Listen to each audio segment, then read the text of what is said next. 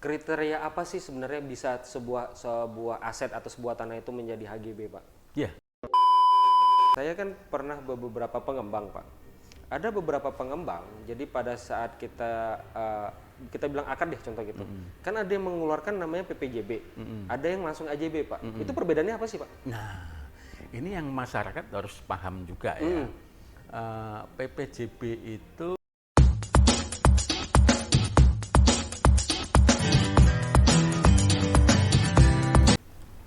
Salam properti. Halo Sobat Tangkas, kembali lagi di acara Ngopi kita hari ini bersama saya Ari Holendra sebagai host untuk hari ini. Hari ini kita kedatangan tamu spesial. Udah seperti bapak saya sendiri, yaitu Pak Bronto Hartono. Apa kabar Bapak? Alhamdulillah baik Mas Aryo. Baik, oke. Sehat ya Pak? Alhamdulillah Ya. sehat. Sudah vaksin Pak? Alhamdulillah, tapi baru yang pertama ya. Baru pertama ya? Yang pertama, nanti yang kedua tanggal 12. Tanggal 12. Alhamdulillah saya juga ada yang kedua Pak. Siap. Jadi naik KRL udah bisa bolak-balik Pak. Amin.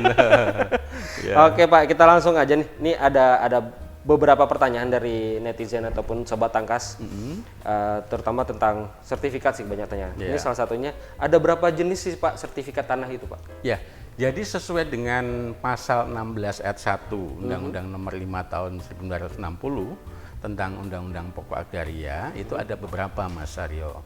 Yang pertama itu adalah sertifikat hak milik. Yang kedua sertifikat hak guna usaha. Ketiga sertifikat hak guna bangunan. Kemudian sertifikat hak pakai. Kemudian hak memungut hasil hutan. Kemudian hak sewa dan hak-hak lain yang di luar hak itu yang ditentukan nanti oleh pemerintah. Begitu. Oke, dari beberapa itu kan ada 3 yang sering dipertanyakan nih Pak. Jadi hak pertama tuh hak guna bangunan, sertifikat hak milik, satu lagi hak guna usaha. Ya. Bener. Nah, terutama difokusin untuk hak guna bangunan dan hak guna usaha nih Pak dulu. Itu jangka waktunya berapa lama sih Pak? Ya, kalau untuk hak guna usaha itu 25 tahun dan bisa diperpanjang lagi 25 tahun. Kalau hak guna bangunan 30 tahun bisa diperpanjang 20 tahun. 20 tahun ya. Lumayan. Nah, kalau misal itu kan diperpanjang 1 kali Pak. Nah, andai kata mau perpanjang lagi bisa nggak Pak? Nah, itu tergantung nanti kebijakan dari pemerintah ya. Tergantung kebijakan pemerintah. Tapi selama ini yang ada di dalam Undang-Undang Pokok Agraria hanya sekali saja perpanjangannya. Tetapi kalau misalnya nanti setelah perpanjangan yang pertama kemudian dimohonkan kembali, yaitu negara atau pemerintah nanti yang menyampaikan apakah bisa atau tidaknya. Gitu. Nah, untuk SHM sendiri ada jangka waktu Pak? Enggak, kalau SHM itu kan hak yang paling kuat, kemudian turun-temurun dan bisa diwariskan kepada ahli warisnya. Jadi nggak ada jangka waktu, dan oleh karena tidak ada jangka waktu, dia bisa diwariskan kepada siapapun juga ahli warisnya. Oh gitu. Walaupun semua ahli waris siapapun ya? Ya, siapapun ahli warisnya. Jadi bisa nggak harus anak ataupun siapapun ya? Iya, jadi begini. Misalnya si yang tercantum di dalam sertifikat hamil itu tadi meninggal, ya otomatis nanti yang berhak untuk memiliki itu adalah ahli warisnya. Siapa ahli warisnya? Kalau misalnya yang tercantum di dalam sertifikat itu adalah bapaknya atau orang tua lakinya, kemudian ibunya atau anak-anaknya masih ada, berarti yang bisa memiliki tadi sesuai dengan surat keterangan waris itu adalah ibu dan anak-anaknya. Begitu pula kalau misalnya ibu yang meninggal yang tercantum di dalam sertifikat, kemudian ahli warisnya siapa, itu adalah suaminya atau bapaknya beserta anak-anaknya. Wow. Nah, kebalikannya juga kalau misalnya yang punya adalah anaknya dan anaknya belum menikah, ya kan? Kemudian meninggal, misalnya punya tanah terus meninggal, siapa ahli warisnya? Ahli warisnya kalau masih ada orang tuanya, berarti orang tuanya. Oh, bisa ke atas atau bisa ke bawah gitu ya Pak? Yang pertama bisa ke atas, bisa ke bawah, atau bisa ke samping ke kiri kanan saudara-saudara ini ya. Oke, luar biasa. Seru Pak, seru. Saya tertarik nih. Oke, terus pertanyaan lagi nih Pak, untuk HGB ya Pak ya. Kriteria apa sih sebenarnya bisa sebuah aset atau sebuah tanah itu menjadi HGB Pak? Ya, jadi HGB itu bisa dimiliki oleh perorangan dan bisa dimiliki oleh badan hukum. Siapa badan hukum? Itu adalah PT atau perseroan terbatas. Nah, perorangan biasanya dia nggak mau dong, dia pengennya harus hak milik kan, karena bisa turun-temurun, bisa diwariskan dan terkuat. Karena kalau perorangan minta SHGP kan jangka waktunya terbatas. Benar. Nah, pemerintah ini dalam hal ini mewajibkan untuk PT yang ingin mempunyai tanah itu statusnya harus hak guna bangunan atau hak guna usaha. Nah, tentu ini kalau memang misalnya perolehannya dari perorangan nanti harus diturunkan dari hak milik menjadi hak guna bangunan, begitu. Oke. Ya. Jadi kalau oke, paham saya. Jadi kalau misalnya saya menjual aset saya tanah ke PTA gitu kan, itu jadi harus diturunkan. Iya, nanti harus diturunkan statusnya menjadi hak guna bangunan. Nggak boleh hak milik. Nggak bisa hak milik. Tapi kalau misalnya nanti dari perusahaan tersebut menjual lagi ke pihak perorangan, itu bisa ditingkatin, Pak? Bisa.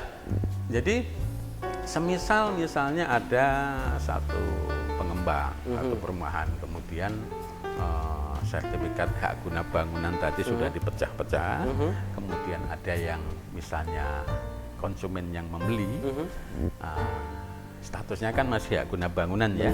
Nah, kemudian setelah misalnya dibeli oleh pihak perorangan tadi, balik nama sudah atas nama perorangan ini bisa kemudian melakukan proses namanya peningkatan hak, Mas. Oh, peningkatan ya, hak. dari hak guna bangunan menjadi hak milik. Nah, apa syaratnya gitu kan pertanyaannya? Lanjutnya, syaratnya itu gampang. Syaratnya itu sesuai dengan apa yang ada di aturan di kantor pertanahan, itu adalah harus ada asli SHM-nya tersebut, SHGP tersebut, kemudian ada KTP-nya, otomatis KTP yang tertera dalam SHGP ya, kemudian ada KK, kemudian ada SPPT PBB tahun terakhir. Jadi nggak bisa proses permohonannya tahun 2021, kemudian SPPT PBB yang disampaikan tahun 2000, nggak boleh ya.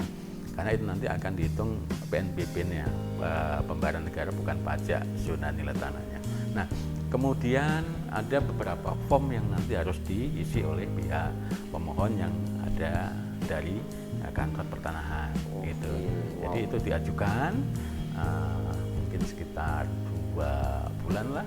Itu Bapak bisa baca pikiran saya mau nanya tadi berapa lama sih prosesnya gitu kan? 2 bulan itu cepat di sini, alhamdulillah. Itu bisa lebih kurang 2 bulan ya. Bisa haknya dari hak guna bangunan kemudian bisa menjadi hak milik gitu. Oke, luar biasa sekali. Terus nih kita ngomongin untuk jual beli nih, Pak ya. Nah, untuk jual beli rumah ataupun aset ya, itu kira-kira pajak apa aja sih yang dikeluarin, Pak, selain pajak pembeli dan pajak penjual, Pak? Nah, sebenarnya begini. Yang pertama itu adalah untuk PBB-nya ya, pajak bumi bangunan. Ya, bentuknya yang kotak warna itu biru. ya, warna biru sekarang. Itu harus ada dulu, itu untuk tahun juga harus tahun berjalan, nggak bisa tahun belakang. Dasarnya dari situ dulu. Nah, kemudian nanti akan dihitung sesuai dengan nilai transaksinya. Tapi nggak boleh kurang dari NJOP yang ada di situ. Oh, tidak boleh ya, Pak? Nggak boleh, di bawah atau sama nggak boleh. Nah, harus sesuai dengan transaksi real yang ada di ini. Nah, apa saja pajaknya? Itu adalah PPH, pajak penghasilan. Ini untuk penjual disebut dengan PPH. Kemudian untuk pembeli itu namanya BPHTB, biaya perolehan hak atas tanah dan bangunan. Nah, berapa besarnya nilai itu ya PPH dan BPHTB? Untuk PPH itu besarnya adalah 2,5% kali nilai transaksi yang ada di dalam akte jual beli. Kemudian untuk yang BPHTB itu adalah 5% dari transaksi jual belinya. Saya ambil contoh ya. Misalnya nilai transaksinya 100 juta. Kewajiban pihak penjual berarti 100 juta kali 2,5%. Berarti 2.500.000 ya kan. Nah, kalau untuk pembeli ini ada diskon, Mas. Ada diskon. Ada diskon. Kalau dalam pembelian selama 1 tahun itu dia baru satu kali. Nah, setelah misalnya dia 1 kali itu dia beli lagi, ya itu nggak dapat diskon. Contoh begini, antara bulan Januari sampai dengan bulan September ini dia belum pernah sama sekali transaksi di bulan September misalnya. Nah, ini faktor pengurangnya adalah diskonnya 60 juta. Jadi setiap wilayah beda-beda ya Pak? Enggak, sama, nasional. Nasional ya, 60 juta? Ya. Oke. Jadi contoh yang tadi, misalnya 100 juta, kemudian karena dia belum pernah membeli objek tanah itu pada tahun ini, nah pengurangannya 60, berarti kewajiban untuk perpajakannya adalah 40 juta dikalikan dengan 5%. Oke. Nah, berapa tuh? 2 juta ya? 2 juta. Jadi hampir sama kayak ya, setengah ya? hampir sama. Tetapi kalau misalnya dia sudah membeli statusnya pembelian yang kedua, ketiga, keempat, dan seterusnya, berarti nggak ada pengurangan, berarti 100 juta kali 5%. Lumayan. Itu 5 juta, ya kan? Ya, 5 juta. Ya, gitu. Lumayan. Alhamdulillah. Ya, itu untuk pemasukan ke Pemerintah. daerah. Kalau PPH masuk ke pusat, Oke. ya kan, nanti mungkin akan didistribusikan kembali, tetapi harus pakai hitung-hitungan. Nah, kalau untuk BPHTB ini langsung ke kas atau masuk pendapatan daerah. Oke. Wow. Tambah ilmu Pak. Ya. Sama ini Pak, ini Ya. pengalaman nih Pak, pengalaman saya pribadi nih. Saya kan pernah beberapa pengembang Pak. Ada beberapa pengembang, jadi pada saat kita bilang akad deh contoh gitu, kan ada yang mengeluarkan namanya PPJB, ada yang langsung AJB Pak. Itu perbedaannya apa sih Pak? Nah, ini yang masyarakat harus paham juga ya. PPJB itu beda dengan AJB. PPJB dari sisi singkatan itu adalah perjanjian pengikatan jual beli. AJB akta jual beli. Nah, PPJB, kenapa harus ada PPJB, Mas Aryo? Ini karena ada beberapa hal yang menjadi dasar untuk AJB itu belum bisa dipenuhi oleh para pihak. Yang pertama misalnya adalah mengenai dokumen syarat-syarat dari pihak penjual. Kelengkapan ya. Ya, misalnya begini, tanah itu belum bersertifikat misalnya, masih dalam proses di BPN, gitu kan? Atau belum pecah ya? Ya, boleh, tetapi sudah dilakukan pengukuran dan sudah ada NIB-nya, itu bisa juga. Kemudian ada beberapa syarat lain lah, intinya itu belum bisa dipenuhi oleh pihak penjual, termasuk misalnya kalau ada sebagai jaminan dan sebagainya. Kemudian dari sisi pembeli misalnya, itu pembeli belum bisa melakukan pelunasan. Karena sifat AJB kan kontan ya. Benar. Nah, kalau karena belum ada dana misalnya, dia misalnya pecah menjadi 3 atau 4, ya. Nah, ini hukum memfasilitasinya dengan namanya PPJB tadi. Jadi di dalam PPJB, perjanjian pengikatan jual beli antara calon penjual dengan calon pembeli tadi, nanti diuraikan di situ bahwa pembayaran untuk ini dilakukan selama 2 kali, 3 kali, atau 4 kali, masing-masing nilainya sekian, sekian, sekian, sampai dengan sekian. Nah, setelah nanti dokumennya itu lengkap, kemudian si calon pembeli juga kemudian itu sudah membayar lunas, baru setelah itu dilakukan akte jual belinya untuk penandatanganannya, begitu. Jadi itu tadi yang PPJB. Nah, untuk yang AJB karena sifatnya kontan, jadi para pihak ini setelah dilakukan proses pengecekan, dilakukan pembayaran pajak, kemudian penandatanganan, kemudian tadi harganya sudah dilunasin, dilakukan kemudian tanda tangan, ya sudah pada saat itu terjadi transaksi antara penjual dan pembeli. Nah, bedanya di situ. Gitu. Satu pertanyaan terakhir nih Pak ya. Jadi ini sebenarnya dari saya pribadi, banyak kejadian di satu daerah. Jadi satu rumah itu dia tidak punya sertifikat. Jadi penjual belinya pakai AJB aja Pak. Itu bisa ditingkatin nggak sih? Gimana? Misalnya saya punya rumah, atau saya mau beli sebuah rumah. Nah, rumah ini tidak memiliki sertifikat. Alas haknya apa? AJB. AJB aja. Oke. Itu bisa ditingkatin ke SHM sebenarnya nggak sih, Pak? Bisa. Dengan Jadi, syarat? Dengan syarat begini. Jadi untuk yang seperti ini itu nanti diprosesnya pakai sama seperti tadi kan, PPJB terlebih dahulu. Alasannya adalah akte jual beli, kemudian setelah diproses pembuatan sertifikat jadi baru nanti dilaksanakan akte jual belinya, penandatanganannya. Itu termasuk yang tadi. Nah, apa syarat untuk misalnya dari akte jual beli menjadi sertifikat gitu kan? Kita harus yang pertama melakukan proses pengukuran atas objek tanah tersebut, ya kan? Siapa yang mengukur? Ya tentu petugas ukur dari BPN.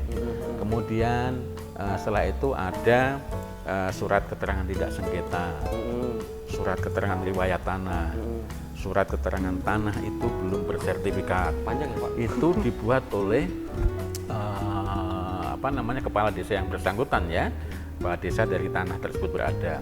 Kemudian nanti ada GU yang tadi ya, gambar ukur yang tadi sudah dilakukan oleh BPN tadi.